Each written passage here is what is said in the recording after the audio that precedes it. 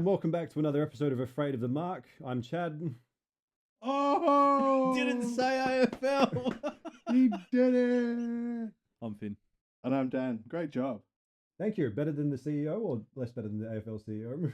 I mean, you got through a clean sentence, so you did well. At least I talked to the public. And you didn't lie about it either. Yeah. Or blame someone else for your poor intro. Yeah. I guess you should have fucked it up so you could have been more like the AFL. Yeah, I'm just saying I never spoke to Andrew Mackey about anything, so I don't know what anyone's talking about. Yeah.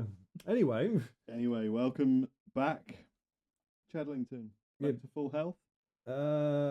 Yeah, the long story short is I sent Finn an abusive text message and I chose to stand down. They didn't tell me to not come in here, so it was my decision. So now that I'm back, I've had my little awareness course. I didn't realise that I could upset someone. I didn't realise Finn was so weak. I mean, I was so rude. It's a healing process. I'm not there yet. But yeah, very good. Yeah, we're making light of My things. mates didn't catch up to you then, did they? Huh? Or your mates catch up to me? I can't. Which side of the fence are we on here? Yeah. No, I don't have any friends in WA, let alone the Northern Territory. So you're pretty safe. Yeah. That's funny. But we're making light of things, but a bit of a sad round just gone past. Yeah, you are correct. Horrible. Speaking French tonight. Yeah, I just finishes with E is L-E, horrible, terrible. Terrible. Yeah. But yeah, especially I guess for the West Coast Eagles, a hard round. It was kind of bittersweet. Where first victory of the season, but Mate, it was epic. I was gonna I had this whole kick gag set up, but Dan ruined I it. fucked it up because I put it all on. That's all right. We got some things on display here. Feeling good tonight. But somber. Yeah. Well, I mean, Everyone's carried on about it, and I think it's almost distasteful constantly talking about it. Like his family's got enough to deal with. Yeah, 100%. Another platform, but his scribbles up here somewhere, so a bit of history, legacy lives in this room, and yeah, A lot of history and legacy lives at the West Coast Eagles. yeah, he's a key player of it. And I got pretty tired on the weekend of the talk about 2006 Premiership player. Like, yeah, epic, but what he did at that club, which is so significant. Like, West Coast women's side wouldn't exist without him, and that's such a critical thing, And the gun girls that started in their side were handpicked by him, and he put a lot of effort into getting it off the ground, and they're a well-established AFLW side now, and it's thanks to him. So it's just there wasn't a lot of talk about that over the weekend when I probably think there should have been.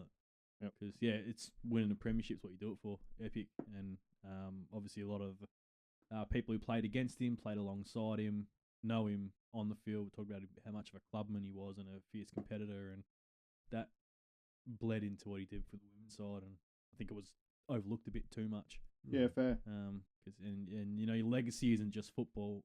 Obviously, he's got his family as well and his children, and they'll be hurting more than it doesn't really matter.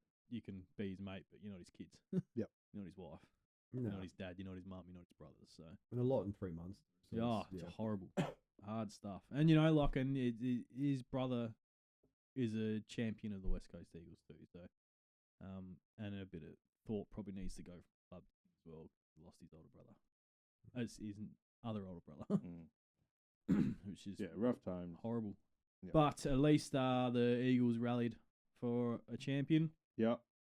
Got it done, and I said to you, I was like, change your tips because it's happening. But in hindsight, it's they just did everything they've been trying to do week in, week out, and it all clicked. So it wasn't the death of a club mate and a champion of their club that spurred it on. It was just a poetic touch to what Andrew McQualter's been trying to enforce. So exciting times at the West Coast. Yep.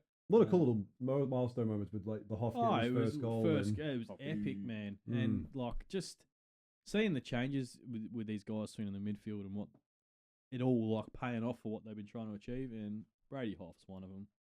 I've been sending out my Liam Ryan photo this week with his speed dealers on and his hat. And it's like, Someone He's put winning Sonny's. someone put a picture up, and I was like me. Something about Brady Hoff. I was like me every time I see Brady Hoff, and it's like Liam Ryan smiling with his speedies on. But like it's as a member, you know, it's hard to deal with being shit all the time. Yeah. And there's another 100,000 people next to me who also feel the same way, and there's all the fans on top of that, like the powerhouse football club. It's one win against the shittest team in the competition, but Yep. It it's doesn't still- matter if there's no more now, though. It's just good to get the monkey off the back. Yeah, but I suspect that we may see a couple more now. And Yeah. than before, like last week, I was saying they won't win a 0 game. wins, yeah. And now it's like, now that you see it executed, you know, it's fucking good to see. So Yeah. I saw snippets of Harley Reid's brilliance starting to shine through again. That was the best body language I've seen in his game so far. With like, that's bits and been it's pieces. been Yeah. happening every week. It's Mm. like I think the frustration's probably out of the way for him now. Like, you know, not performing as well as I know I can. Yeah. We're not getting the wins He's when probably starting to understand Yeah, a little but bit about how he operates at and not only AFL that, but level. he probably is really so invested in what Mini's game is that when it's not working, and he's a young man with, as Derm said, would say, big muscles and lots of testosterone.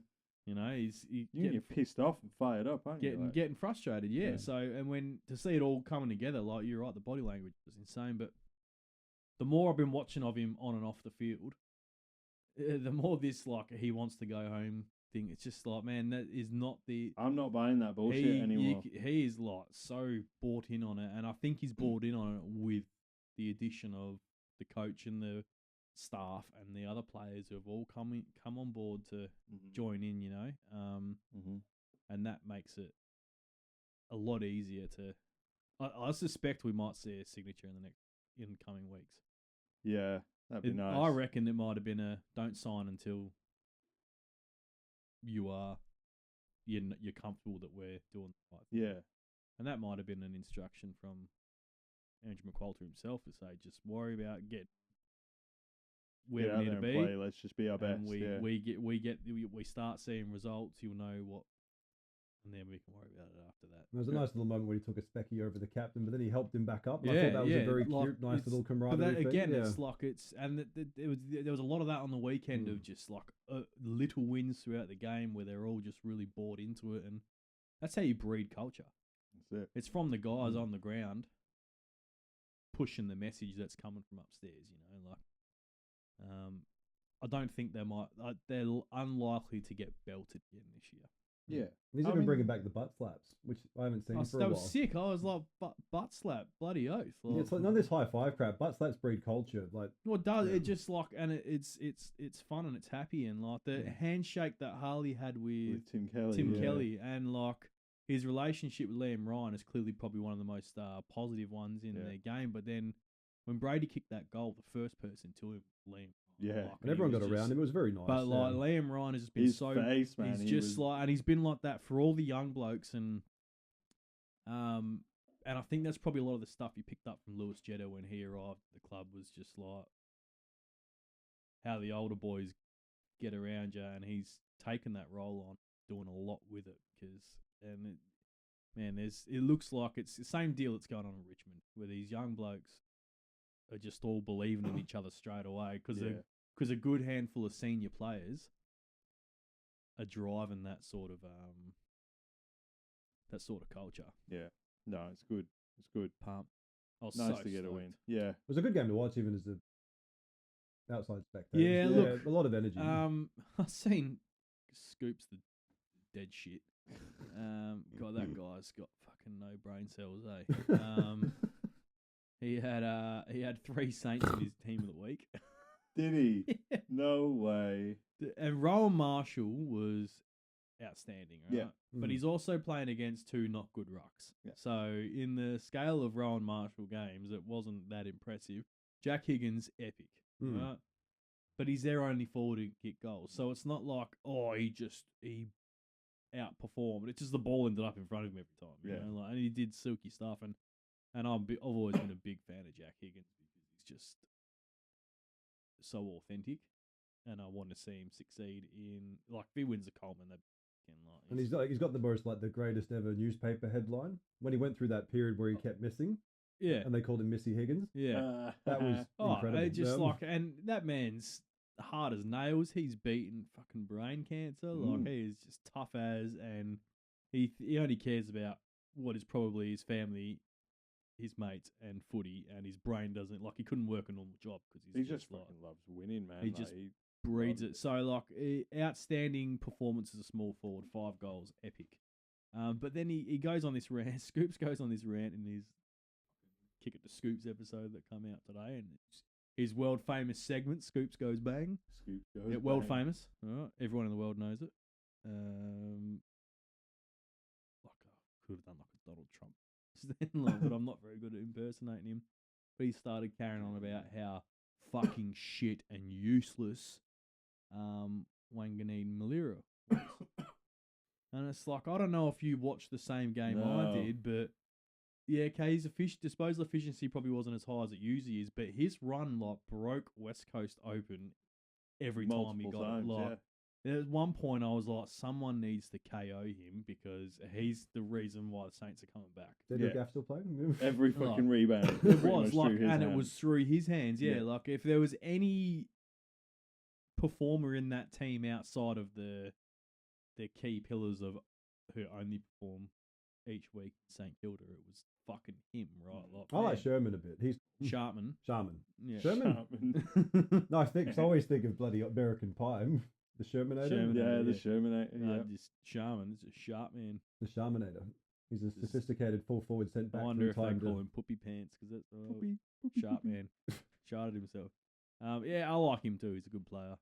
But he didn't have a lot of impact. Did he actually shot himself? No, his name. I just think it's fun. Like that's funny. If my teammate was called Sharman, I would be calling him Sharp for sure.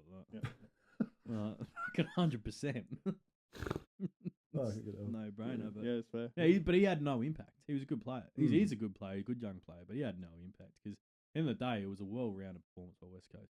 Yeah, well, even St Kilda threatened to come back a bit, and you still held them back. I liked Ross's presser was good. I haven't actually watched it. Usually they annoy the fuck out of me. But what did you think? Yeah, where do you think we went wrong? But this time he actually broke down exactly where it went wrong and what they couldn't overcome. And I was like, I'm going to watch his because he's probably going to say, oh, well, you can't beat a team someone's just passed away. Some Ross excuse like that, but he didn't give it. And he refused to talk on the Selwood thing either. Yeah. Right? Because there's a family hurt. Yeah. It's hard to deal with, and he goes, and I don't want to say anything else. And it's like, oh, good, someone who's not throwing in their fucking 2 cents about a person that he probably would have had very little to do with. Like some will have crossed paths and danced in the same circles. Yeah, but, especially while he was coach over here. But like that would be it. Like, and which I thought was quite tasteful. I know some people like the media spotlight over shit like that. Annoying.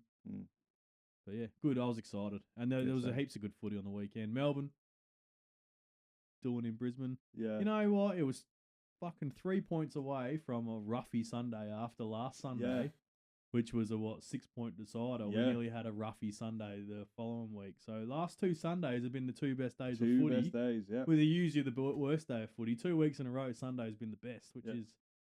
And they released the new fixture, and everyone's going, "Yeah, we get prime time." The GWS, like, we've got so many prime time games. Fucking Sundays prime time. Big dog. Well, funnily enough, West Coast have a lot of prime time for the second half of the year, which I was expecting. I'll be the Derby only. Yeah. But now we've got a couple Saturday games. We got a Friday, 2 Saturday, maybe 3 Saturdays. Friday and 3 Saturdays. Pretty good. Which is good. Yeah.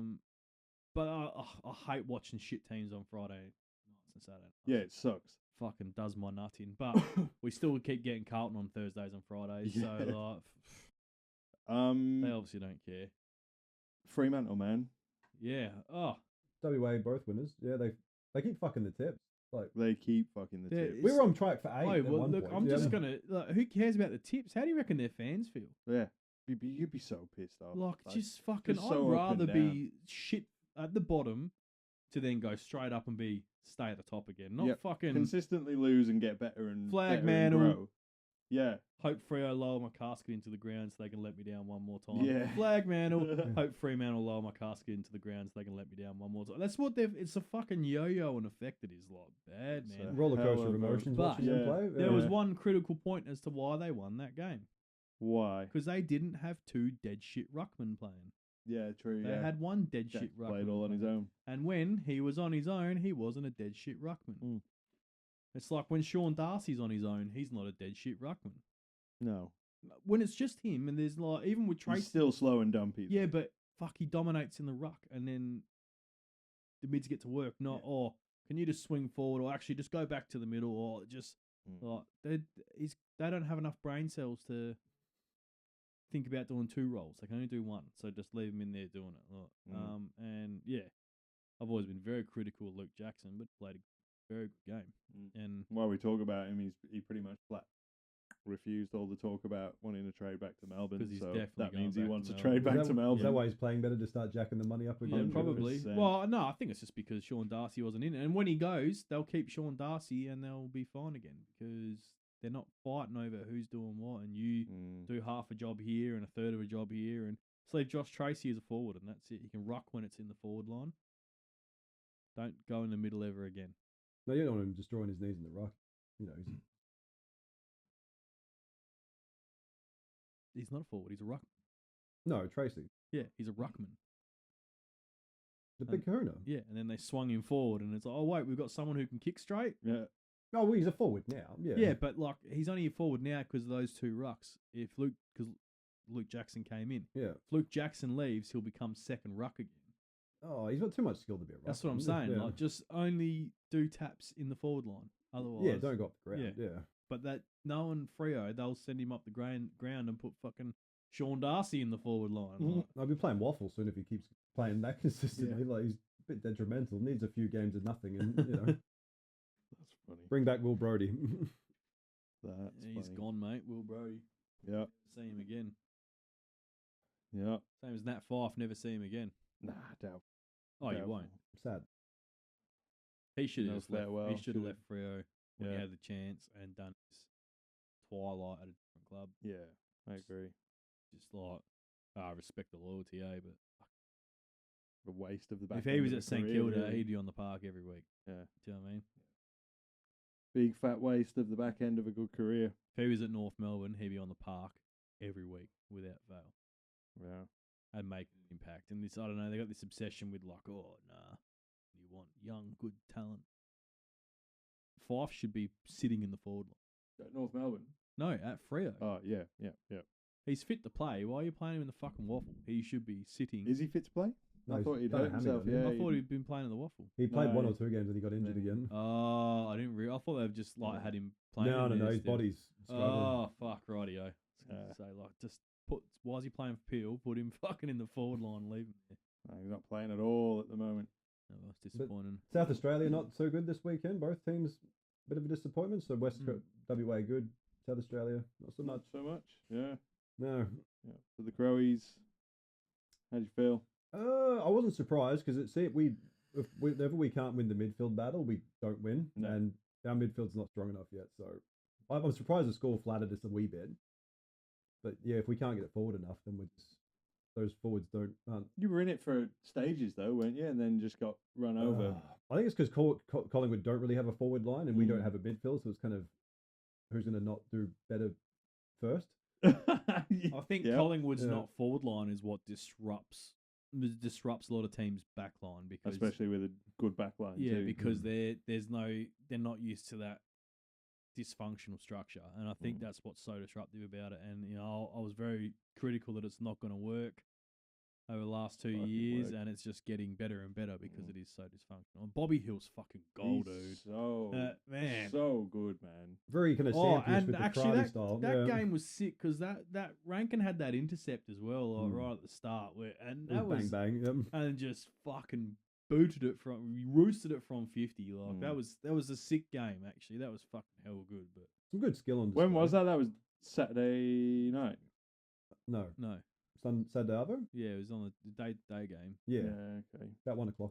Yeah. Yeah, it was very, very good. But yeah, not a surprising result. And Collingwood are in very good nick at the moment, and Yeah, we're at the they G are. too. So look, yeah, we're a little bit flat track. Oh, it was early Saturday, need to be yeah. winning at the G though, eh? Yeah, That's where the premierships won. Yeah, that's exactly it. except for one. His Yep. West Coast almost went undefeated at the G this year. So close. What's the situation at Port? They got pantsed by Geelong. Because they're frauds and they're shit, and Ken Hinkley is still there. And like I said, there's wasting a year.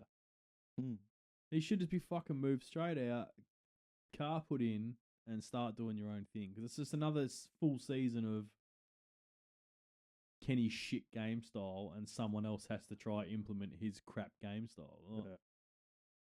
Now the Horn Francis is out for a little while, so that's going to Yeah, hurt yeah. even more. Yeah. A couple of weeks. There was a couple of injuries in the game, wasn't there? Yeah. A few hammies. It was Was a that the lot. one with No. four hammies? Patrick Dangerfield. Yeah, Horn Francis. There were two Was it others, that I think. game? Yeah. Yeah. That was the blowouts. Like 4 hammies and a calf or an Achilles or something. And then ended up with basically no rotations at the end of the game. Yeah, Geelong Either had three on the side. bench permanently, I think. Yeah. Yeah. Sure was that game? Yeah. Yeah. Yeah, it's fucked. I'll see if I can. It see was that. that game. Yeah. Because it was even at half time, wasn't it? And then Bowes, Jones, Dangerfield, Horn Francis, and Sin. Was that weird for one game to have that many hamstrings go out? yeah, It's pretty bad, isn't it? actually, I forgot. I wanted to talk about how significant that was. Is that a ground thing or a warm up thing? Like, Don't know, because it just went bang, bang, bang. They were all within like a fucking minute of each other when Yeah. it started.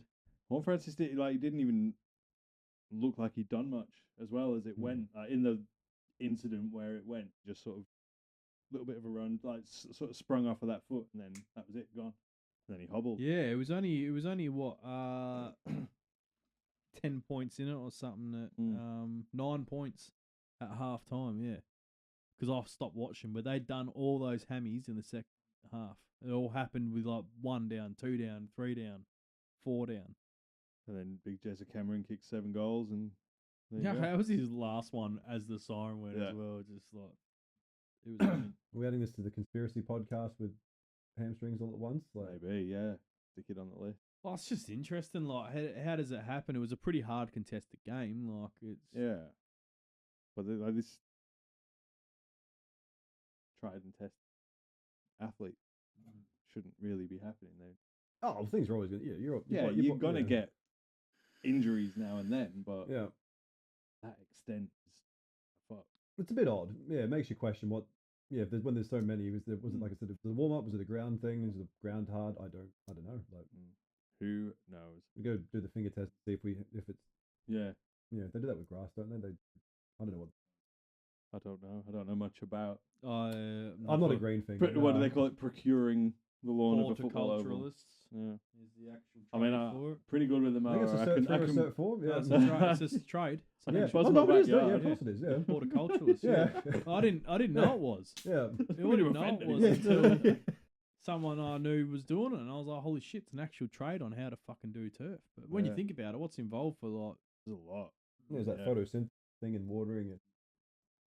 Them hose, you got to. Them hoes. There's even more than that. Oh yeah, all the guys that do your professional sports grounds and golf courses are all trades. Well, how That makes sense. perfect they make it look. That's an art form, isn't it? It's beyond a trade. North Melbourne Richmond game was good fun, wasn't it? Yeah, North 4 Melbourne points in tried it. to lose that. And Yeah. They by did. half of the tips, because we were on point for 8 at that point. Yeah. And then I was like, they got it. And then, we were let down by the rest of them. But They Yeah, really we were. should have. Richmond should have won for sure. Yeah, they should have done like Chad said. Looked like North were trying to lose it, and then in the last sort of couple of minutes, they got a grip of themselves. And North are at the point where they Defended should be comfortably beating that Tigers team, just yeah. had to convert their one of their extra scoring shots, and that it was, although they kept saying, didn't they, North Melbourne need to be kept. Richmond keep a side under 80 and they win. Yeah, and like that's just broken a streak for. Yeah, I know. Richmond Yeah, there, that's right. keeping Yeah, the team under 80 points. That's kind of crazy stat. Talking of crazy stats, you shared one in our Teams chat. me. Yeah, I always share good. you share do. good You do stats. share good ones, but since the draft started in 1981, only 5 number 1 picks have ever won a premiership, and 2 of those 5 have won multiples. Where'd you get that stat from? I did reading. Yeah, good work. You didn't Found- steal it like he does. Yeah, No, yeah. I found that one myself. I can't remember what. Straight up on Twitter, motherfucker.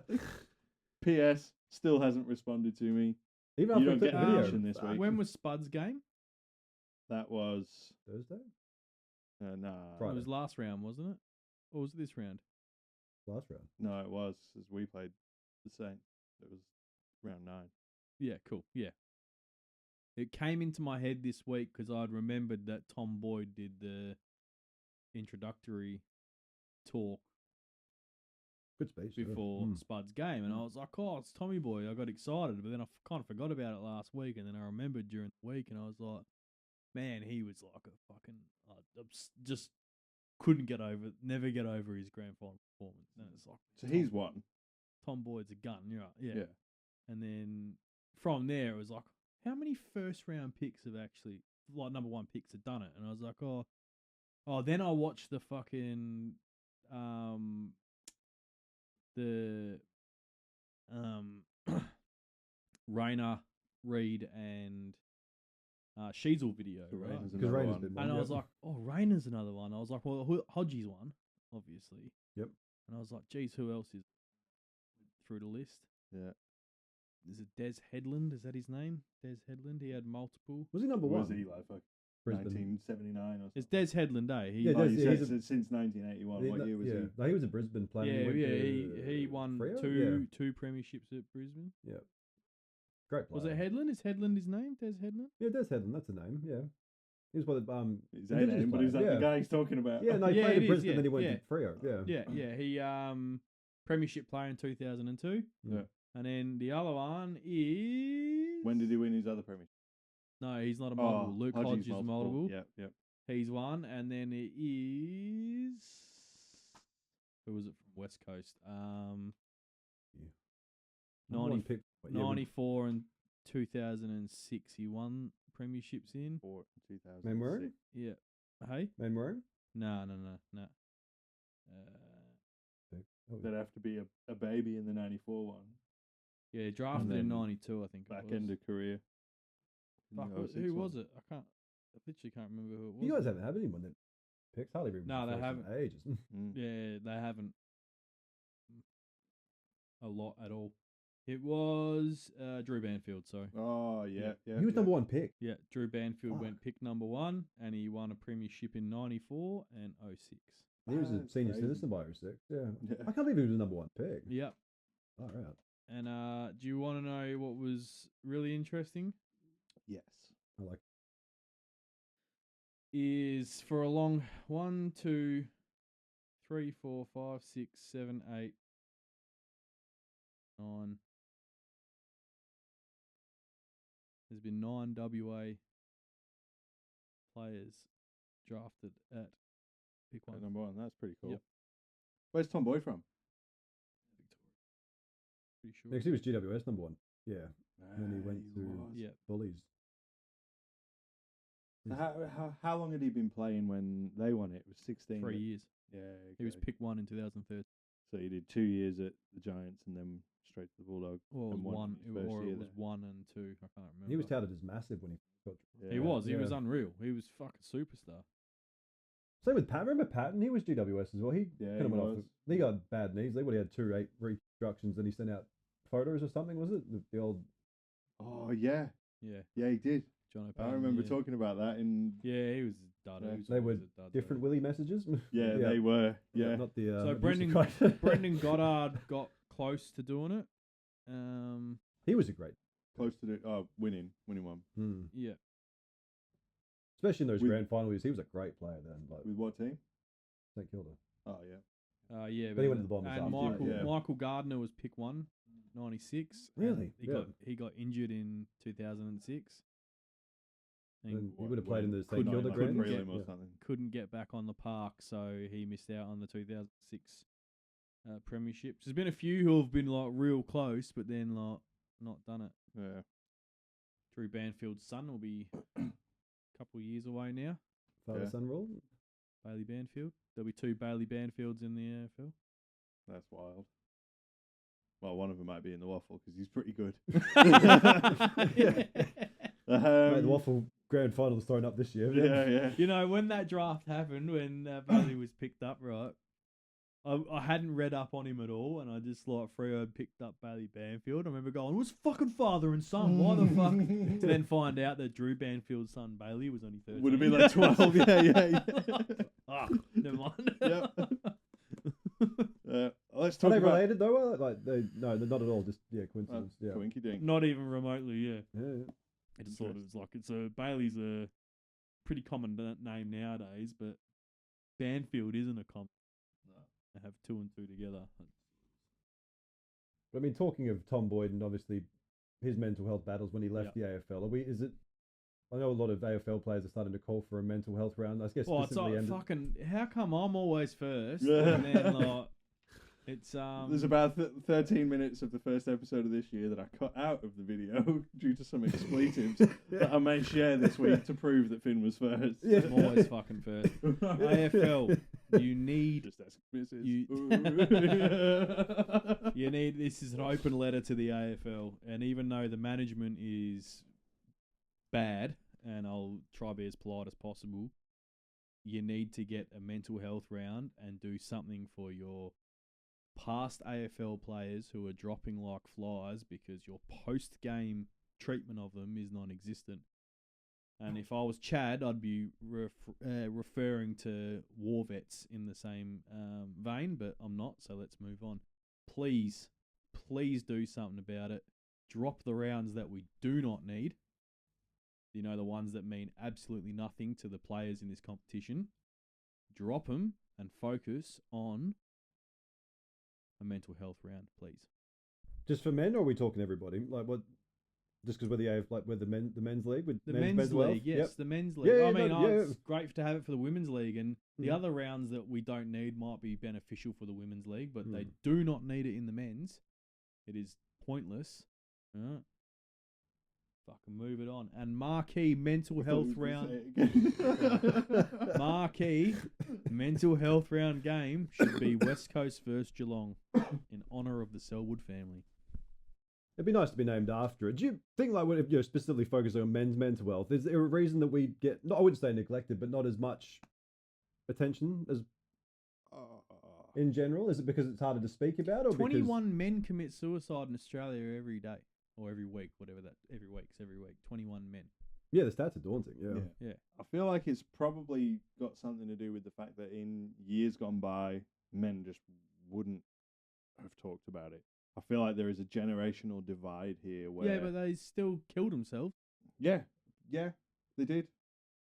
But not sharing their reasons why or what have you. And now there's this generational divide where people will talk about their mental health, regardless of whether they're male or female or don't know what they are. If you don't want to fucking talk about it, that's fair enough. But you just need to let someone know that you need a bit of support. Yeah. And in whatever form that comes in, you don't have to talk about it. You just got to reach out, and they should be encouraged to do that. And as the nationwide #1 contest in the country, and they're doing 4/5 of fuck all about it.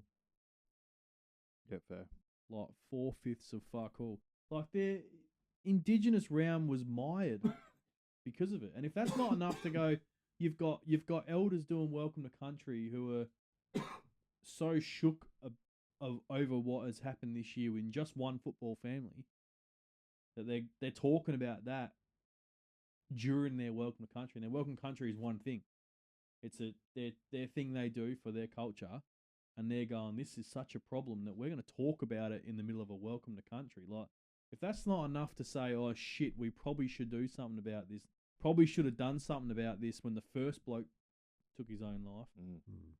Like, and just, that we've lost 2 Selwoods this year. And that is a Venn diagram of 2 West Coast Eagles players, premiership players from that team, have all got that one problem there, then and there. Is there a reason there's like not a lack of? So that's 3 blokes basically all from the same playing era. Yeah. In the last 5 months. Yeah, but I mean, like, is it the reason that nothing's getting done, or is there something that stops the men's mental health getting talked about in? Well, it's not. It shouldn't be talked about. What I'm saying is, there's no support for these men. And like I went over it at the very start of the year when I had my fucking mass tirade on it. Was that like they spend their whole lives, as from young boys when they get competitive and they go, I fucking like this sport, and they commit themselves to it, right? And then they have no normality in their life because their entire life, right up till young adulthood, making a career out of it, progressing, then it's only football, and it's football for 20 years of their life, right? And then, we're done with you. See you later. And unless they're one of the lucky few who find careers working in different roles after footy, or it never really was for them and they'd set themselves up during their program, then like great. But for some people, it's all they know. Like when there's no support beyond that, it's like when people legitimately, it's just, I wasn't trying to make a joke about the vet thing before, but it's a real issue, you know, like go die for our country, but fuck you, you're on your own afterwards.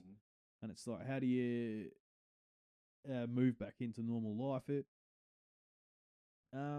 Cole Chisel did a very good song about it. Did they? Yeah. K-Sun explains the mind battle of what it was going to war and then trying to fucking return to a normal life afterwards. It's like, these men have obviously it's not to the same detriment as what going to war is, and it's not to the same caliber, but to them mentally it probably is. Like I can't understand how they feel. I haven't lived an extraordinary life. It's been very ordinary. It's but they don't know anything else, and then it's just kind of ripped away from you. And how do you cope with that?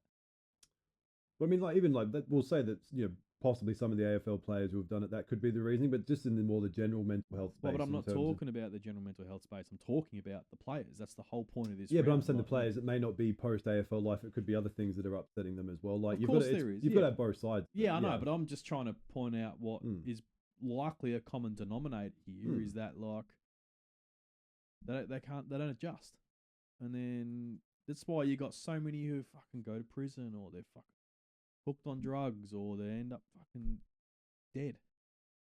It's like it's frequent enough for us to go, oh hey, this is probably an actual issue, you know, like. And then there is outliers beyond that, you know, like Spud's a good example of a man with legitimate mental health problems and never got any help because he's of an older generation where you wouldn't. And like I think the good thing for those older blokes is their perspective's probably changed now after losing one of their mates well into their 50s to go, fuck, all right, maybe we should have been doing, maybe it wasn't, we shouldn't have been calling them each other pussies for fucking having emotions and feelings and telling you just to suck it up and deal with it because you're a bloke. And that is the other side of the coin there, is that like there's those actual issues as well. They fucking make a lot of money, and you're happy to raise money for MND. Great cause, actual problem, but that's not a fucking epidemic like fucking male suicide is. No, that's one ex-footy player got a fucking got the disease, and they just all piled on with it, which is great. Again, great for those who suffer from MND because it's a fucking horrible disease. But so is taking your own life, and that just takes so many more Australian men than MND does. You know, especially I guess when you're physically healthy, it's sad to cut it out early. Yeah, very sad. Yeah, like, to get to that point, and that's the only exit strategy you've got. Yeah. So they got to do it, and if they don't, then fucking get rid of those two losers at the top, mate, because they're shit. Bring Gill back. Fuck me.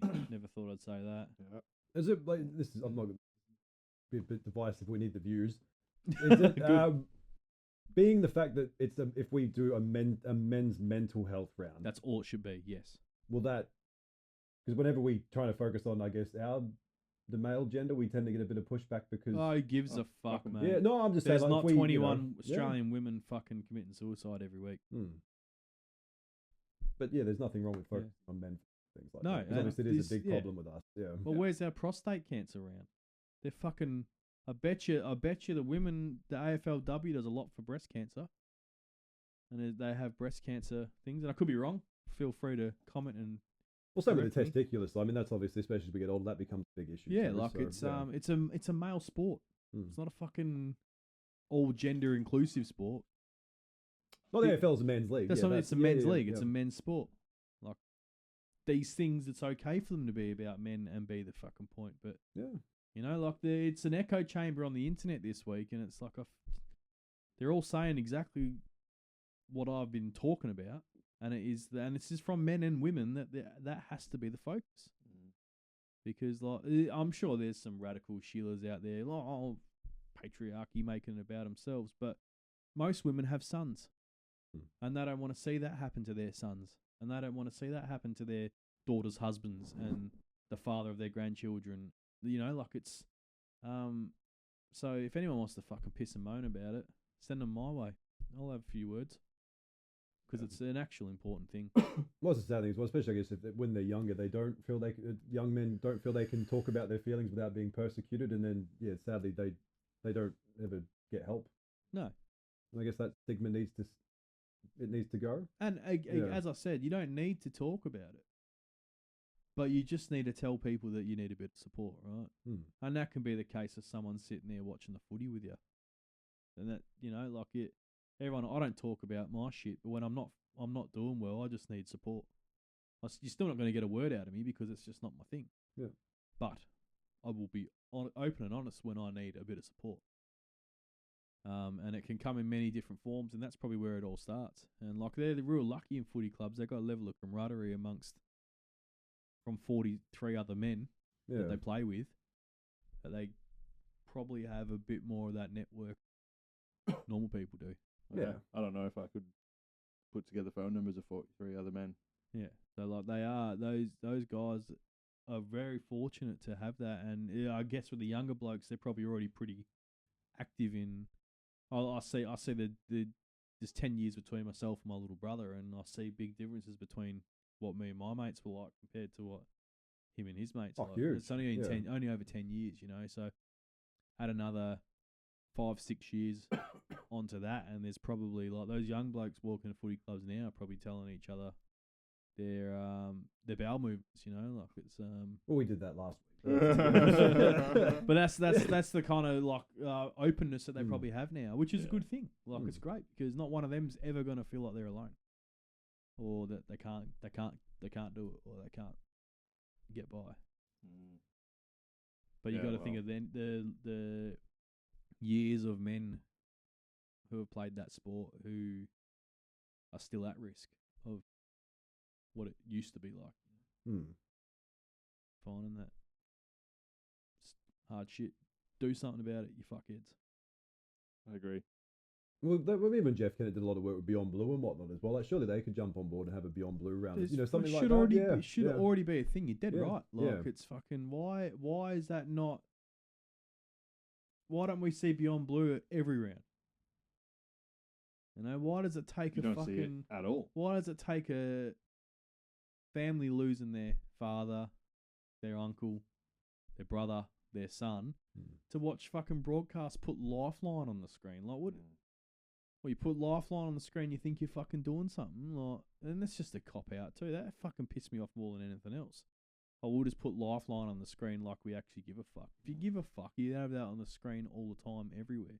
You'd have a permanent fucking banner on your broadcast if you legitimately gave a fuck, because it's a full-time problem. It's not they can't sell that space to someone. So but it's not that's a full-time problem. It's not another footballer has taken his own life. Better throw Lifeline. Yeah, show someone the phone number for a week. It's fuck off. Like, what about the other 20 blokes who took their lives that week? Yep. I'd rather talk about the gambling odds than anything of significance. Yeah. So like fucking advertise massive sharpen multi-million-dollar corporations. Sharpen up, Fox. Yep. Sharpen up 7. It's Yep. But ultimately sharpen up AFL. Andrew Dillon, Laura Kane, they're fucking useless, eh? Yep. Shocking. We get to blame umpires, not you. Yeah. That's our fan, right? Yeah. Pushed them right under the bus, didn't they? Yeah, we don't care about the umpires' mental health. Everyone else absolutely. Yeah. Fucking but dead right. Look, I mean, look, we've always said AFL needs to do something about poor umpiring, right? That something isn't. It's not point the finger. Is not fucking throwing them under the bus for your fuck up. That something is paying them a better wage so young boys and girls can look at that as a proper career outlet. Put training in place and educational footpaths to develop umpiring so that it becomes something people want to do and thus improves the quality of it. Mm-hmm. No. It's like fucking, what are you, 4? It's getting worse. Yeah. The ones that are actually doing it as a job right now don't want to fucking do it because of the state of things over the last week and a half. In their defence, they've been relatively good this year. I haven't, you compare the last couple of years, outside of the 15 thing, which everyone's kind of pissed off and about. a distinct lack of consistency in every other decision. But I haven't been coming in here every week going, fucking umpires when... I just give up. It's like the holding the balls has become a joke. Yeah. The interpretation of it. There was a couple that got me fucking boiling. They can do like a 720 and it's like, oh, that's all right. Yeah, but then other players can't even do fucking a half turn. Yeah, it's like, where's the prior? Yeah. And if you're fucking Charlie Curnow, you can just drop the ball and then pick it back up off the ground as soon as the other player Patrick lets Cripps go will of get it. 3 votes for it. Yeah. And the dogs don't even need to make contact. This is straight up wing it. Who did a throw on the weekend that it was fucking like full blown cannon out of the arm? Oh, what was it? And it was like, I was like, it's a throw. And then it was a delayed call, and I was like, oh, someone saw it. Thank fuck for that, because it was blatant. I saw a really good holding the ball tackle paid on the weekend where it was like, took the time to look around and then look back and then got pinged for it, and I was like, that's got to be holding the ball because there's the prior opportunity. The prior, it was so minimal, but I was like, that was fucking prior, and it got pinged, and I was like, good. But it was also one of those ones where I wouldn't have gone, that's bullshit. Like I would have gone, could have gone both ways, but it was the right call. Yeah. I don't know. I don't think they've been as bad this year as they were last year. Fair enough.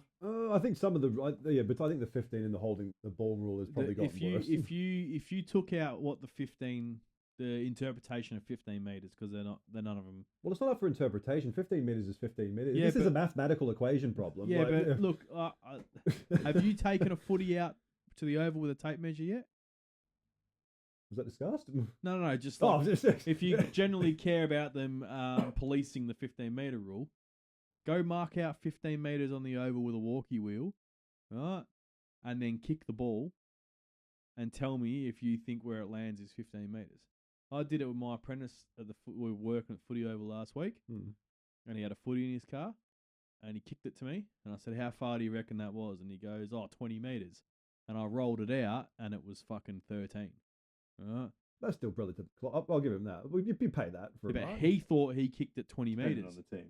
He thought that was 20 meters, right? Yeah, but whenever we talk about inches, men generally we lie a bit. So that's why. And if we're looking up from a nice camera that sees the whole oval, and we can see where every arc is and the boxes are, and we go, well, that was clearly 15 meters, and the umpire's called it's not. When you're standing on the ground and what you think is 20 meters is 10 to 13 meters, you get a better appreciation that when everyone is running at the fast pace that AFL is played at, and you see a kick and they see it and go, shit, nut, from where I'm standing at height, where the ball's travelled, that looked like it wasn't 15. Oh, okay, it was 16 meters. Sorry, they don't have fucking laser vision. What I think is... So this is a perception problem from us? Yeah. We can see it better than the umpires can. Oh, granted, the angles because we're looking from a camera, and you can see everything in the camera when it's going, and the crackdown on it. If that crackdown wasn't in it this year and they weren't going ham on the fucking not 15, tell me how much of the umpiring this year would have made you go, these pricks are useless. In comparative to the last 3 or 4 years. I still think holding the ball drives me insane. That's an all-time but you're high, talking, but you're talking about one thing, right? The two. Yeah, but it's one thing that repeats itself multiple times within a game. But over the last few years, we've had holding the ball is wrong, or dangerous tackles is wrong, or pushing the back is wrong, or descent. You got all these things that a lot of them have tightened right up, and it's been relatively consistent. And like, you're not even seeing unrealistic attempts paid anymore, unless they are legitimately unrealistic. Like they used to pay him when the hand had touched the ball. Yeah, that's true. Unrealistic attempt because he didn't take the mark and when he stood on someone's head. And now it's like, well, they're paying it because you've I feel like they just don't use those words anymore. They just call it high contact. I saw an unrealistic attempt paid twice in one game on Sunday. Dixon used to get that whenever he went for the goal. It's like, that's Unrealistic. unrealistic. Come on. The point is, they used to pay that when someone had touched the ball. Yeah. So their mark was close enough to being dunked because their hands got contact. You take away the 15 that's been the biggest scourge this year, and the umpiring has been significantly better this season than what it has been over the last couple of years. It's my opinion. But then when you look at that, and then you look at how they treated the umpires in their response, it's like you're about to alienate the guys who are pulled up their bootstraps and got better because they were upsetting everyone, and you're going to turn around and fucking sting them because you didn't fucking do your job properly. That's a leadership problem, but it's bad. But it's like they're the people you cannot be alienating right now. You keep pissing them off, and they're just gonna fucking ruin your game, and they'll ruin it real quick. Well, they too. can so how are we supposed to bet on the Brownlow if you upset the people who control it? Yeah. True. Oh, they'll just start picking teams who are like, oh yeah, all right, North Melbourne are gonna get 70 free kicks in the next game. Who are they playing? The premiership favourite? Oh, let's give them 80 free kicks. Like, they start doing shit like that, and it will just fucking Start paying 30-minute kicks. Like, no, not 15. Play yeah. on. That's the shit that they can do. Like you fucking Yeah, true. Forget what sort of position of power they're actually exactly, in. and not that I don't think any of the umpires would actually do that, but the AFL needs to heavily consider that they control your game. You don't control your game. Yeah. No, I agree. The game doesn't exist on the ground without them. And if they want the team paying $14 to win, and they've all put 10 grand on it, they're gonna fucking do it, and you cannot stop. And you can't prove that they did it either way. Yeah. Oh, they took a contested grab 10 metres out in front of goals, push in the back. Yeah. Not getting a goal. Yeah.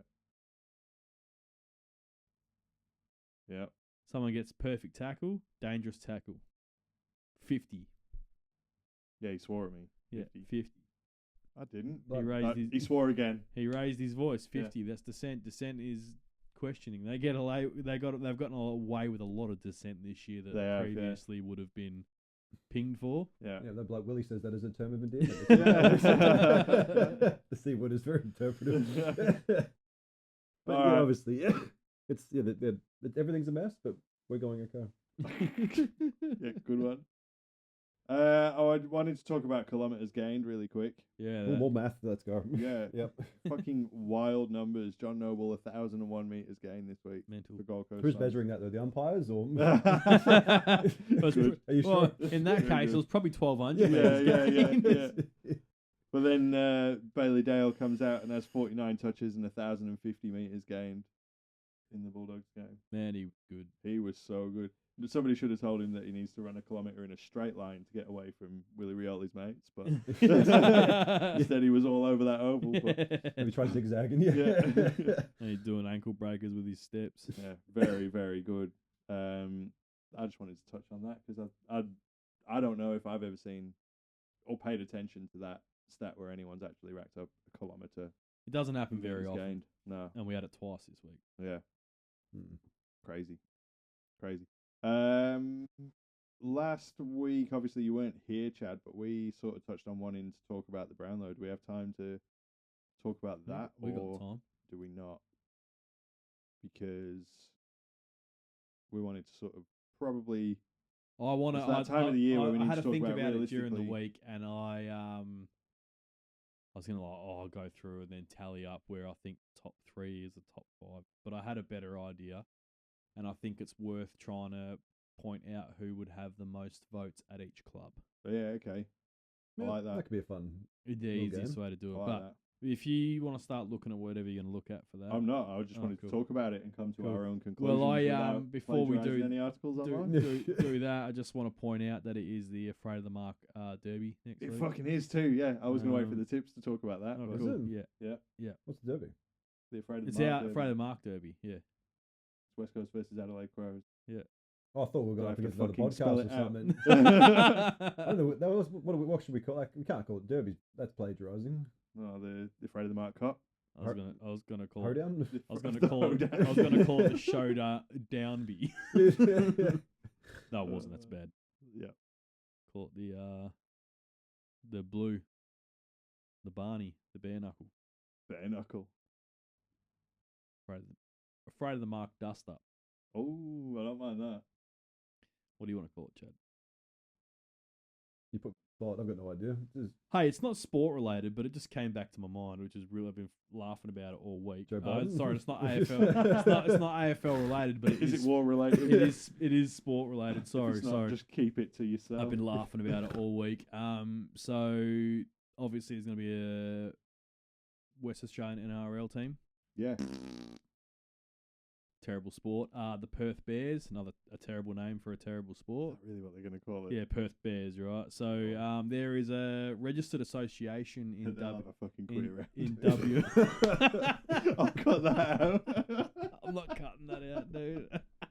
There's a well, you just wait. Let me They're finish. plagiarizing. Let me fucking help it. It was like you just go.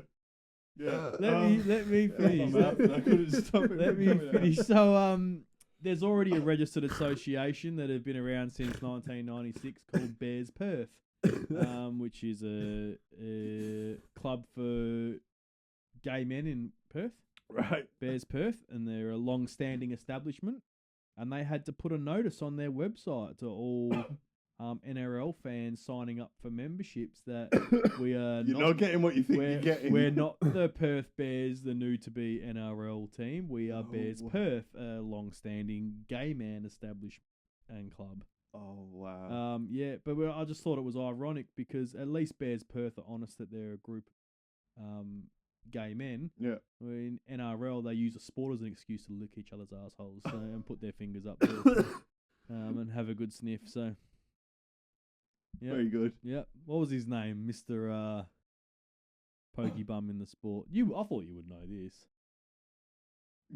For two reasons. You like NRL and I can't. No, I know there was that. I can't remember what his name was, but Avery was famous for it. Yeah. Famous for sticking the finger in during a game. So yeah, makes sense. I must have got the wrong membership because their Team Guernsey when it came out, I was like, there's a lot of chains on this thing for sport. This is not safe. Yeah. So the only positive is there's plenty of positives, but I mean it's probably really good for Bears Perth because it might have actually got some legitimate members just based on the publicity that they've gotten on this alone. There might actually be a few members of our great city who were looking for a community to be part of, and they didn't know it existed. And they found one. Well, publicity is good publicity. That's right. Yeah. I mean, but it actually could legitimately have been good for their members. But yeah, they had to put a fucking PSA up on their website. I wonder what the actual numbers were of people that subscribed and then went, oh shit. No, they're an actual club, so they have actual memberships. Yeah. Like a proper institution. So it wasn't people subscribing, like they were still use that word, signing up for legitimate club memberships. Yeah. I would love to know what the numbers were. Yeah. You should. I reckon if you measured them, they'd probably tell you, to be honest. Yeah. Well, they could do a collaboration around with the Dockers. I thought it was awesome. Why? He's just trying to make people docking. Oh, God. I thought he was trying to throw people off the scent that he is a massive Freo fan. Yeah, he is. So, oh man, that was good. That was good. Anyway, good. Brownlow. So we'll start at the top of the ladder. Okay. So Collingwood's fairly obvious. Well, obviously, is Collingwood the top of the ladder? Because this really should be Gold Coast Suns. Well, yeah. Oh, Collingwood have been more consistent. I think they've knocked off a fair. Gold Coast Suns have a game in hand. Gold Coast Suns have a game in hand against Essendon. And they have a higher percentage than Collingwood. So it's marginally at the moment, though. Yeah, but if they played Essendon, they win by like 90 points. But has Collingwood had a harder draw than Gold Coast, though? No, far? Collingwood have played every game at home except for 2. And they have 2 more games away from home for the whole season. I don't care how hard someone's draw is. If you play 20 of your 23 games, 19 of your 23 games on your home deck, you have the easiest draw. Oh, it's a huge advantage. If Adelaide played 19 of their 23 games at the Adelaide Oval, they would win 18 of their 23 games. Probably true. Yeah. If you played there week in, week out. It's like, imagine Fremantle or Frere's a bad example. They'd lose everyone at home and win all the away ones. So, but like, yeah. Sorry, that Collingwood have the easiest draw in the competition. And will do every year. That's fair. Yep. And who's the player on their list most likely to Racked up votes? the most votes? Is there a hard side to pick? But it's Nick Dacos. But I mean, there's performers in every game. And because they're such a well-rounded team, you can be like, you don't know who's taken the 3 votes. What you do know is one player has taken a vote in every game. Yeah. At least one vote. That's Nick Dacos. The Bond's going to be coming home pretty hard. But... He doesn't play for Collingwood. I thought you were talking about just Brownlow picks in general. Who's going to have the most votes in each team? Oh, we'll go one by one. Yeah. Obviously Dacos. Yeah. Nick. Yeah. I wasn't calling Dacos for the Brownlow, if that's what you were assuming. No, I thought you wouldn't be bad. Wouldn't. Yeah. No, but he's not going to win it. What about the Brisbane Lions? It's a hard one. You'd love to say it's Lockie Neal, but no, they'll take others in there. They'll take a lot of votes off each other this year. Ashcroft. Yeah, Will Ashcroft is a good call. Yeah, he's going to be a pop. But even Zach Bailey. Zach Bailey would have a couple, not a lot. No. But yeah, it's hard. Lockie Neal, Will Ashcroft, and maybe Hugh McCluggage. Yeah. Josh Dunkley. I don't know. Dunkley's because Dunkley's so much of an outside player. He doesn't generally do things. But he gets McCluggage goes over the radar because he's not fancy. He's just but it's the same with McCluggage is because he's super. But Zach Bailey's a good call. You got to have a couple, not enough to be in the lead though. So I think Will Ashcroft call there. Yeah. Gold Coast Suns. Oh, that is very easy. Flanders. Flanders. Is that the one? No. What's the other one? Sam Flanders plays for him, yeah, but he wouldn't be. No, who's the other one with the one with the mustache? Who am I thinking of? Oh, you're talking about Sexton? Or, No. Charlie Ballard has a moustache. No, he's in the midfield. There's, I thought Flanders. Will Powell? No. We're talking about Brownlow votes. How are you going past Tuke Miller or Matt Rowell? Yeah. And thinking about someone's mustache. No, Matt Rowell he'll feature heavily. Matt Rowell won't. He just. I mean, he'll have a lot, but he won't be the leader in it. It'll definitely be Tuke Miller. Yeah. 100% Tuke Miller. No. I reckon Matt Rowell's he's just a contested beast. The umpires like that. Tuke Miller's literally having his fucking career best season. Yeah, and they like contested beasts, which Tuke Miller also is. They like ball accumulators and midfielders who kick goals. Tuke Miller is 100% the leader at Gold Coast. Yeah, I'd say all too, Rowell. No, they got a lot of good players who could be racking them up. Who am I thinking of? It's not Google that shit. Lockie Weller, maybe. Hawthorne. Lockie Weller. He's played like one game this year, hasn't he? I don't, mate. I'm looking at people with moustaches. So I thought you were talking about Brownlow still. I'm like, I'm looking at the most confusing conversation we've ever had. The only description we've talked about war. The only description you gave was the man with the moustache. So I went through and looked at every player there who has a moustache. Hawthorne. This is another hard one. Yeah. Sis or Weddle. Probably Weddle. You reckon? Man, Weddle. If I'm an umpire, Anderson. That's who I was thinking of. Noah Anderson doesn't have a moustache. He used to. He's got a it's a mullet. That's not. He would have votes. Yeah. What about Nick Watson, the Wiz? No way. You don't reckon? It's not forward. Now they don't accumulate. Okay. Unless he's kicking 5 goals a game, no forward is getting fucking votes. I can't think of a midfielder as that dominant at Hawks that would draw attention from the umpires. No, John Newcomb? John Newcomb, yeah. Newcomb or Weddle? Oh, man, Weddle has been like... Weddle, fair. He has been super dominant. And, like, he is kicking goals from halfback. He is breaking lines. He wins contested ball. He takes intercept marks. And he gets a fuckload of media's game. Yeah, he has quick too, yeah. Man, he has been... Like, I'm mesmerised watching him this season. And if I'm mesmerised by a player who's not playing for my club and I'm... Like, I've got to watch Weddle play. I'm sure the umpires are seeing the same. Shane Will Day got hurt because likely would have been him. Yeah.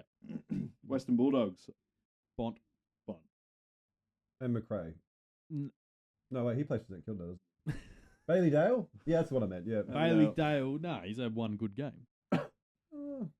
Yeah, fair enough. Yeah, we'll go the Bont. One like the Bont, and there'd be like Libba and the Bont, then Libba, then maybe Dale after that. Like.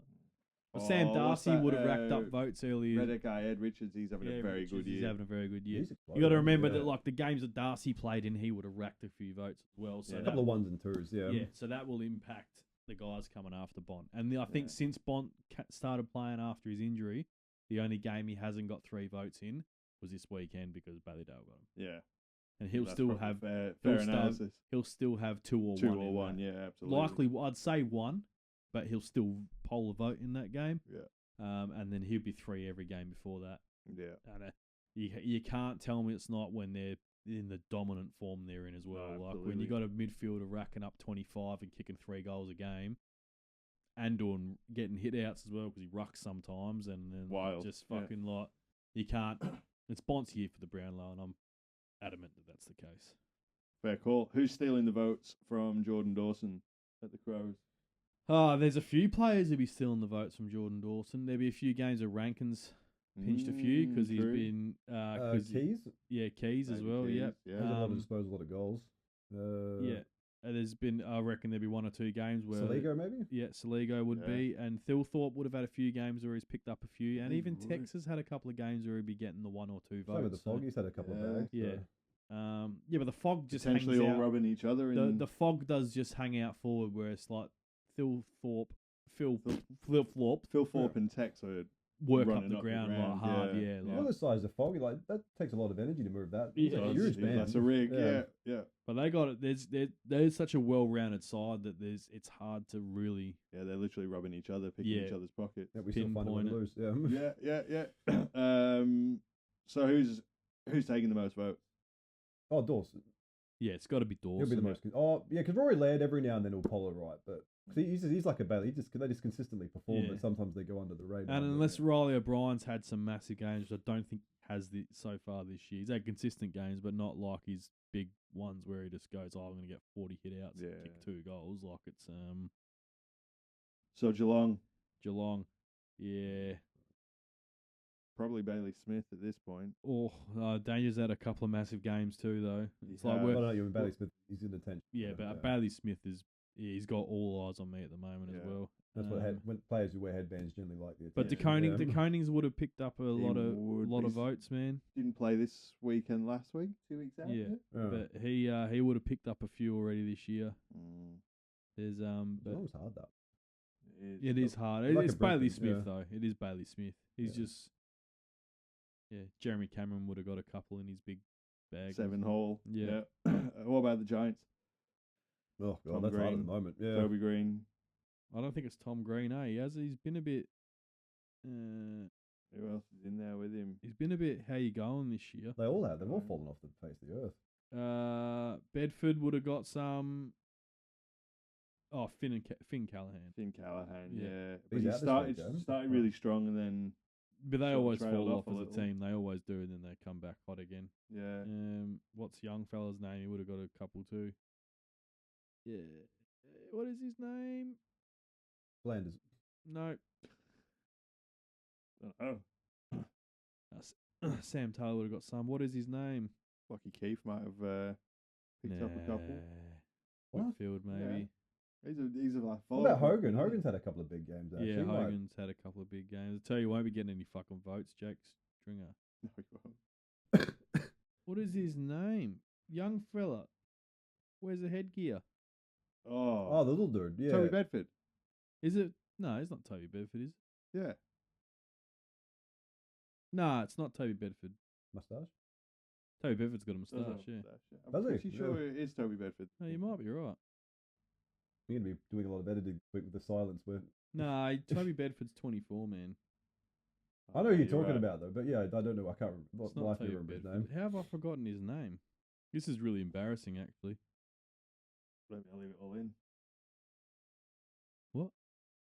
He's talking about cutting out the silence in between as we. Hey, what um and ah. silence? You guys aren't talking. It's just me talking. So You've how done a about- lot of that. Yeah. How about you do some more work? All right. Give me some more teams to throw around. But what else we got? Freo next. I've got to think about that kid's name though, because that is quite Oh. annoying. Freo is what? Who's been consistent in the midfield at Freo? Consistency and free. Yeah. Fucking go together. The waffle players eligible for the Brownlow? Like, Yeah. well, you have to say I'll tell you Sarong he's and been Brayshaw would be consistent. like if you talk about the top. Darcy Jones. Darcy Jones. That was thank you. annoying. Yeah, you'd have to It say was Brayshaw. very I literally and had to Sarong. Google helmet wearing GWS player to fucking get the answer because that was. He's frustrating. had a couple little standouts in a few games where he could Yeah. pull a couple, but Freo, there is no consistency, but it's probably Brayshaw Sarong. Yeah, they're probably Sarong, the top 100% vote getters. Sarong. Yeah, yeah. Without a doubt, Sarong. But I mean, even then, They won't poll high. No, no. no. The Bombers Essendon. is Zach Merritt. Someone said to me He's that the Zach only player Merritt was on the gonna- Bombers, isn't he? Someone said to me the other day that Zach Merritt was going to win the Brownlow, and I fucking laughed at him. No, he'll win some votes. He's And had a then good I, run. Win and the then medal, I but- sent him a message on the weekend saying, "How's Merritt's Brownlow votes going?" And he's like, "Oh, I'm currently field umpiring. Don't talk about it." And then I got a message that night saying, "Fuck off."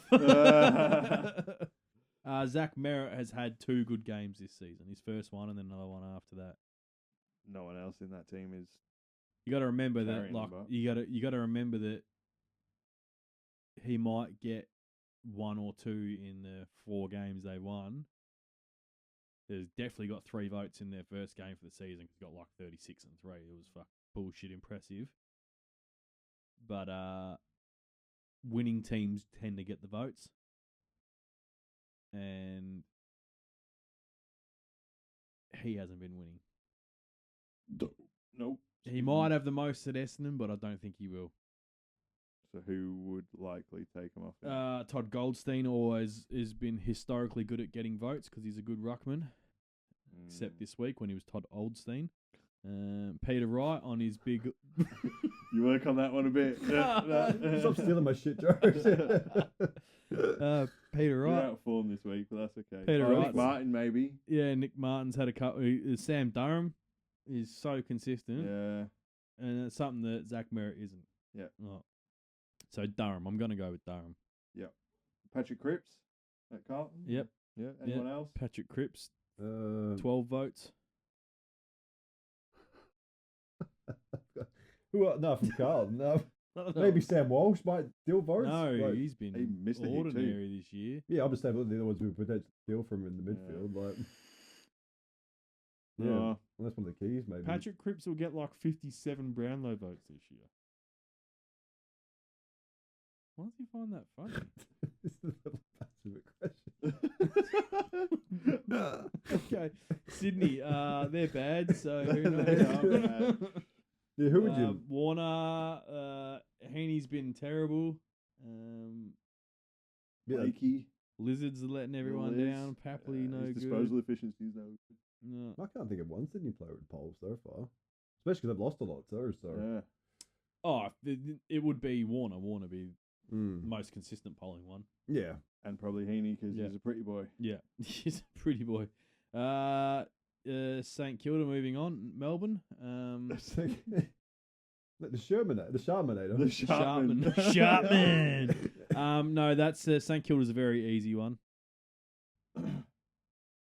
Very Sean very- Higgins. Sean Higgins. Jackie. Jack Higgins. Who's Sean Higgins? Oh no, he used to play for Bullies in North. That's right. Yeah, never mind. Jesus. When you say easy Ryan one. Marshall. Ryan Marshall. Yeah, okay. What about Jack Sinclair? Has he still had a bit of a consistent year on now? Sinclair. Oh, Yeah. yeah, he gets like 39 disposals at 12% disposal efficiency. So he's that man is great at finding the ball, terrible at doing anything with it. Jack Steele might do all right. Not compared to Ryan Marshall, will top him for I sure. mean, he's had a lot. Yeah, he's just getting a bit on now. Like he's 34 maybe now. Getting a bit of rust. Probably around there, yeah. Yeah. Still rust. Good one. What's Slide the crickets in, there it is. yeah, chuck her in there. Chucker in. What's next? Melbourne. Oh, midfield. Far out. Who's the Melbourne's midfield now? That Honestly, I'd say it's probably going to be Bailey Fritsch. Yeah, that's what I'm thinking. I'm skimming through their squad. Is 'Cause Bailey he's been- Fitchell because Cozzy Pickett, maybe. Maybe not Cozzy, but Fritsch has been extremely consistent. Or Gorn even. Gorn racks always gets votes for him. Seems to get more than he should.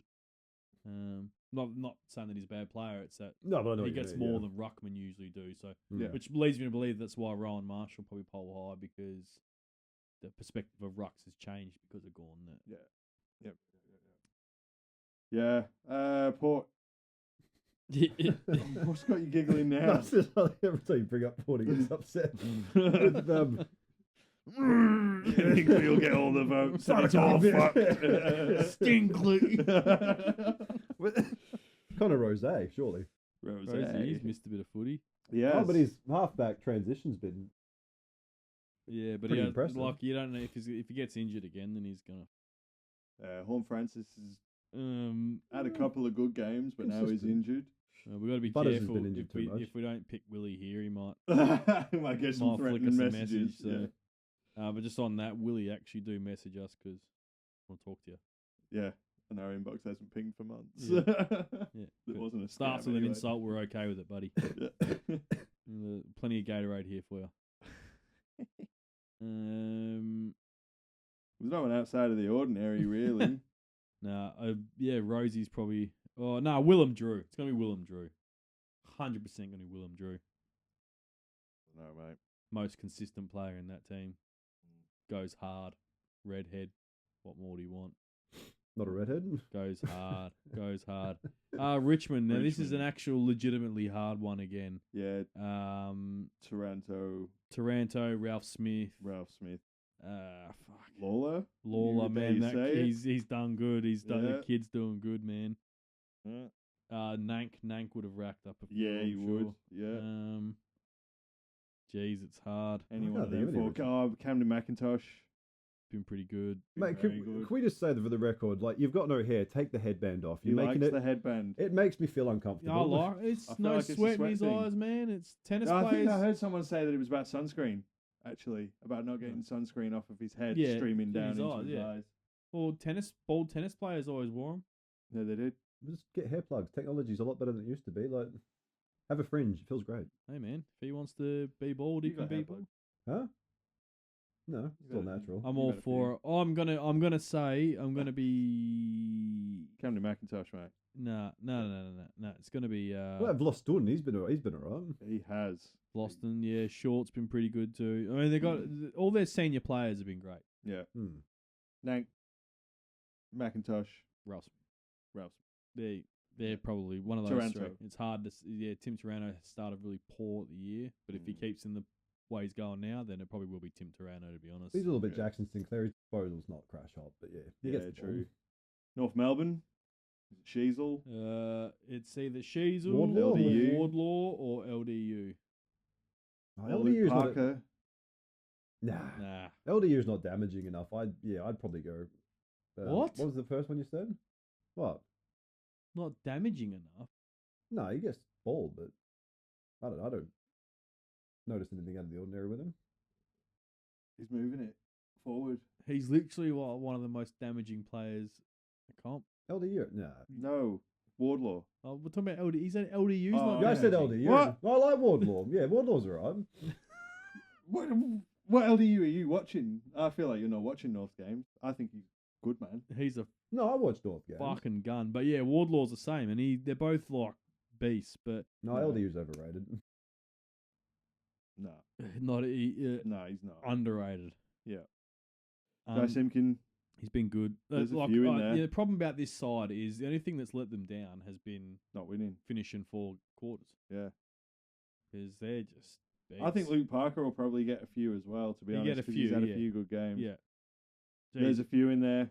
Cam Zerha probably hasn't kicked enough goals, but he's a beast. Larky's been really hot and cold this year. Few there. Yeah, I'm going to say it's between Sheasel, Wardlaw, or LDU. Yep, fair. I'm going to say Wardlaw. I'll agree with that. And then West Coast Eagles on a fine 66.6%. Yeah, I did not see that. Did you not notice that? All about that. Pinged it straight away, boy. I was like, yeah, 666 number of the best in the West. Love that. You're going to struggle to get any because 1, you've lost a lot, and 2, your midfielders haven't been the best. Yeah. Oh, they're going to And there's been struggle to cycling get players votes, through it. mate. 100%. Look, it's Jack Graham or Liam Baker. And even then, they would Yeah. get 1s and 2s. I Yeah, think. but we're talking about who's going to have the most. Yeah, I though, know. and Yeah, it's, yeah. Them, Absolutely going to be Jack Graham, the tackling machine. I think so. But Brady Hoff could be Brady Hoff. smoky there too. Now they've put him in the middle too, and he's picking up more you've got touches. Ryan running in the middle, and he seems to be enjoying it. Mm-hmm. Yeah. And if we see Harley start really moving back to full form, he might do well later in the year. But Yeah. as for consistency, yeah, it's definitely Jack Graham. Yep. I don't think you can pick anyone else. Like Brady Hoffs are probably going to come good towards the end of the year. Yeah. But like you don't necessarily see wingers get it, so Marrick's going to get stitched up a bit. Yeah. He's been He's playing elite football. Yeah, great role. Great winger. Yeah. Great winger, defender. Even Cripps and Hunt have had good games. Probably not Yeah. Brownlow, but Yeah, they've had Hunt, impact. Jaden Hunt hasn't been as good as he was last year, but I think that's because of the game style change. Yeah. He hasn't got rhythm for it yet. He's starting to come in a bit more though. Like It's just because it's a whole change. Like he fits Simpson's game style so well. That's why Jaden Hunt was probably their best player last year. Yeah. He just like this. This is me. This is me.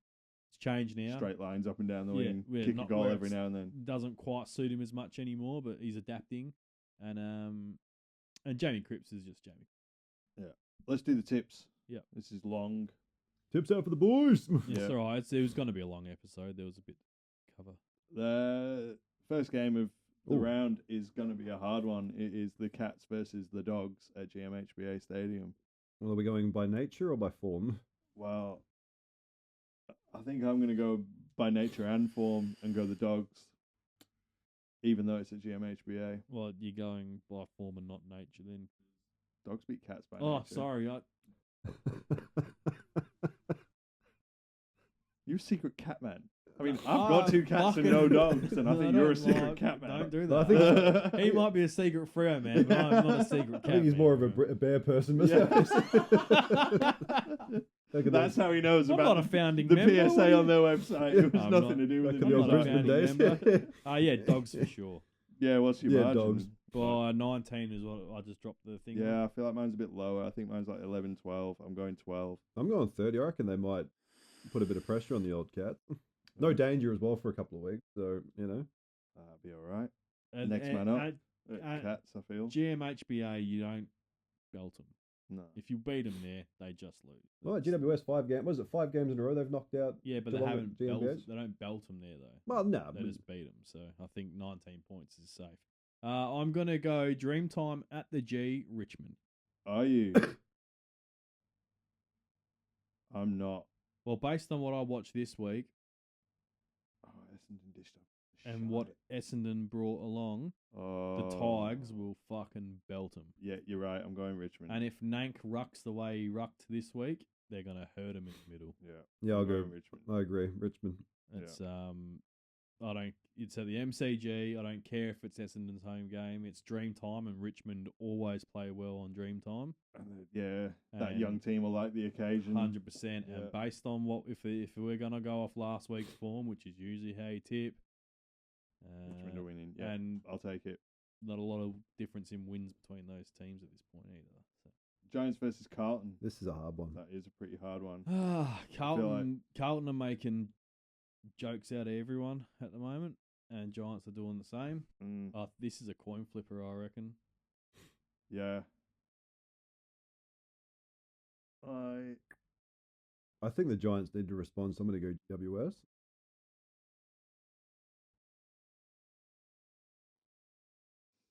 Because if Carlton's I'm keys going to don't go fire, they're in GWS trouble. because Voss isn't a good enough coach to deal with the tsunami if it starts moving. That's the problem. If Yeah, but And GWS's backline's strong. yeah, And they're small keys for Carlton. this game comes down to coaching, I reckon, and he can Probably the adapt best much coach. better than Vossi can. And it's they round both just lose too. round 11. We're going into round Yeah. 11. Yeah. Yeah, this is where the Giants start to ramp up again. So Yeah. Giants it is. Yeah. I think Brisbane beat the Hawks at the MCG because Brisbane just lost and they don't like that. Oh, it's a hard one. I reckon Brisbane will respond pretty quickly. So do I. Usually I'd be like Hawks. But this, I'm looking at this now. I reckon I want to know what the historical That would be last interesting to 5 find out. matches are between these two sides. You don't get a form guide or anything. I'm pulling it up right now. Yeah, I can. good on you. I absolutely can. While you have a look at that, you got Collingwood or North. Yeah, the top versus the bottom. Not Colin. Yeah. Didn't think you'd take that long to think about it, to be honest. Oh, well, I mean, look, I am going Hawthorn. Are you? They have won the last 5. Against Brisbane? Yep. No way. And they have been at Marvel, MCG, Tassie, MCG. They've beaten Brizzy across 3 different venues in the last. I knew there was something there, and I couldn't remember why. I knew there was something there, and it is that. Pissed, man. They just got spanked at the Gabba. Doesn't Not matter. Spanked, but You can't on that form guide. You can't. I'm going the Hawks. I'm going Brisbane. Yeah, I'll I'm go not Brisbane. changing. Collingwood. Yeah. Uh, The most depressing game of the Fuck. round. Port versus why is Freo. that Saturday night, dude? No, it's all right. We get a night off. Oh, no, it's all right. North and Collingwood's only 25 minutes. I'm at a wedding yeah. anyway, so it's all. Mate, Yeah, how many but- people do you know that are getting fucking married? They're all the Left, same. right, and centre. People that age, man, they just get married a lot. Sorry, I don't mean that. yeah. They're your friends. So I you don't should be mean living in that your at all. parents' house, not be staying Freo. single. Yeah. So. Did you just say Freo? Yeah, It's at Optus Stadium. It doesn't fucking Like, matter. it's Port. They're gonna do. Freo are gonna do the opposite of what you think they're gonna do. That's what makes it Yeah. unpredictable. That's why I'm going them. And Port are going to do exactly what we think they're going to do. Suck. Freo might be unpredictable, but Port are predictable at being shit. Yeah, and And as long as Sean Darcy's out another week, Freo will be fine. I don't know if I can do it. I really don't know if I can do every it. time I tip Freo, they let me down. So I'm going to tip Freo. Every time you tip them, they let you down. Yeah. So would that mean you don't tip them? No, I'll still tip. That means I'm definitely tipping Port because Freo are gonna leave. Let's see if it continues. I reckon that. Let's see if it continues. I'm tipping Port. This is a hard one. The afraid of the mark dust up. Is yeah, that what we landed on? Do we just because it's the afraid of the mark dust up, we just go our teams? Is that? Oh. It sounds like a fair deal to me. Yeah. Look at the odds. I bet it does. Yeah, stick a tenner on it too, and Yeah, yeah, I'm down. All right, cool. I'm going Adelaide. Psych. We'll call it the clawing a point back right now. Yeah. Boy. the French restaurant. We'll call it. The French restaurant. You going Adelaide? Yeah, of course. Oh yeah. Yeah, Adelaide. But I think. I'm a bit down at the moment. I need to kind of get one back on any way I can. Yeah, I reckon the Luckily- Crows may luckily run he- rampant. Run rampant, you reckon? Yeah. I don't know if, If they'll be allowed our to mids run get on rampant. top, it's going to be the score's going to be Well, quite. look, yeah, I big. think if our midfield performs like it did on the weekend and can back it up, it won't be as much of a midfield domination as you might think. But No, you're right. Adelaide will win. Their forward line will overwhelm your defence. Yeah. yeah, and if McGovern's not back, then they're going to get fucking hurt by that forward line. No, you are right. Tex hurts West Coast at the best of the time. And the form that Riley Mm. Yeah. is Riley, isn't he? Riley Thorpe. Phil Thorpe. Yeah, Riley Yeah, still. It's just easier to call Double him F. Riley because I'm not calling him Fluff Flop Flop. Double F. Phil Thorpe. That's what I've landed on. But it's Phil Thorpe. Double F. Phil Thorpe. It's way easier. Plus, I'm from the north of England, so I can get away with it. The north of North. England. I'm from the north. Melbourne versus Sydney. Sydney. Oh, Well, this God. is kind of a no-brainer, to be honest. Yeah, Melbourne are going to win. Yeah, they are. 'Cause Sydney. And then Gold Coast are going to absolutely spank Gold St. Coast Kilda. Just it. are going to I don't send know. St Kilda out of the competition. Yeah, they're going to fucking destroy them. Yeah. I'm going Saints. You are you are a a fucking donut. muppet. Yeah. No, all right, the Charminator, mate. The Charminator. Do you know what? Sharpman. Ross the boss. Yeah. No, where are they playing though? Where are they playing? At Marvel Stadium. Damien Hardwick doesn't like playing there, so That doesn't matter. The Gold Coast Coast it'll Suns rattle him. can play anywhere. They This Gold can Coast play Suns team. anywhere.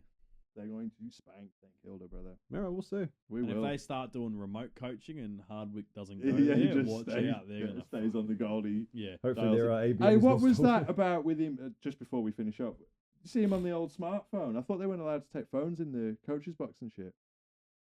But comms wasn't working wherever they were, and he picked up his iPhone and started calling someone on the bench. I don't know they have the phones on them. I didn't think they were. I thought it was just they weren't allowed the phones in the rooms.